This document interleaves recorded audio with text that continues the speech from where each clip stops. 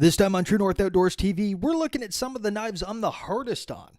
But taking into consideration their price point, they hold up with blades that cost much more. Today we're looking at the Moras. Stay tuned, guys.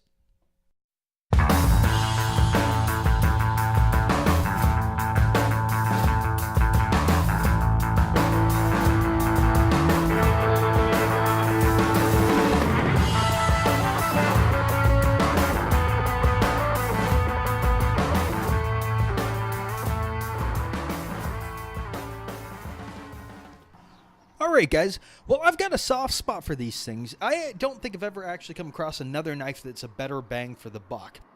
The lower knife's a Craftline Basic, and the upper knife is a Companion. The price point on these things is probably the most important part of them, especially considering the quality.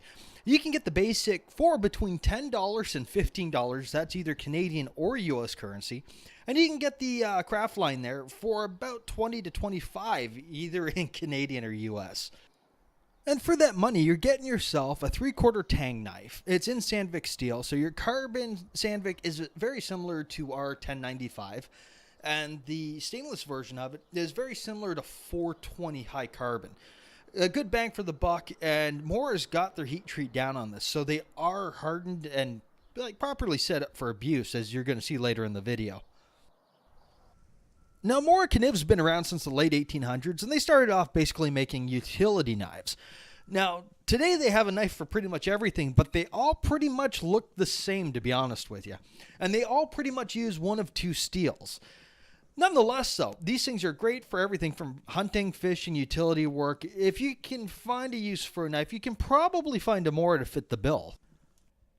I picked up this 511 about 3 years ago, and one of the first things I noticed is the spine isn't actually dressed on it. And that's completely fine. That's a good place to cut some costs, especially for a knife that's sub $15. Other than that, the fit and finish is pretty good for what it is. Alright, let's look at some specs for these guys. This 511 comes with a 3.6 inch blade with an overall length of 8.25 inches and weighs just 3.9 ounces. And the Companion comes in at a 4.1 inch blade length, a total length of 9.25 inches, and weighs in at 4.8 ounces. I think the biggest difference between these knives, other than the minor blade length, is that the Companion has like a TPE rubberized handle on it, and it gives you a lot better grip and it's more comfortable in the hand. The big differences between the two steels are, well, obviously the carbon blade's going to tarnish over time, and you got to take care of it.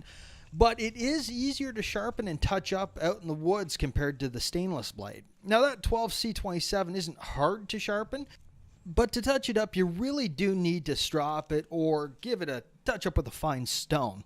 Whereas the carbon blade, I find I can run it over a butcher steel or even the frosted edge on a truck window and it'll bring it back up. Now, an interesting little fact is that both Boker Plus and Morakniv use the same 12C27 Sandvik steel. Now, Mora hardens theirs to 56 to 58, whereas Boker hardens theirs to 58 to 60.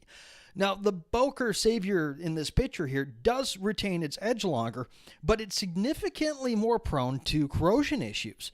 The Mora Companion goes through the dishwasher time and time again without an issue. That Boker, it gets some surface rust on it after a day out in my pocket in damp conditions.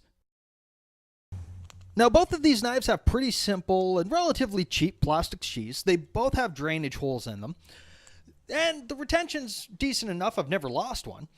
The cool thing about them is that the Craftline series has a stud built into the sheath, so if you're carrying multiple Craftlines, the first one gets clipped onto your belt, and the second sheath will actually lock into the first sheath. The Companion, on the other hand, has a segment cut out in the back side of the belt clip.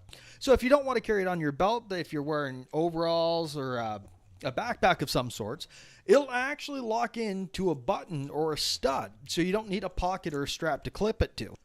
I really think these things would be hard to beat, especially if you're looking for a hard-use knife or a beater and you don't want to put a lot of money into a high-end blade. Even the smaller models would be great for kids just getting into the world of knives. As always, guys, I appreciate you following along.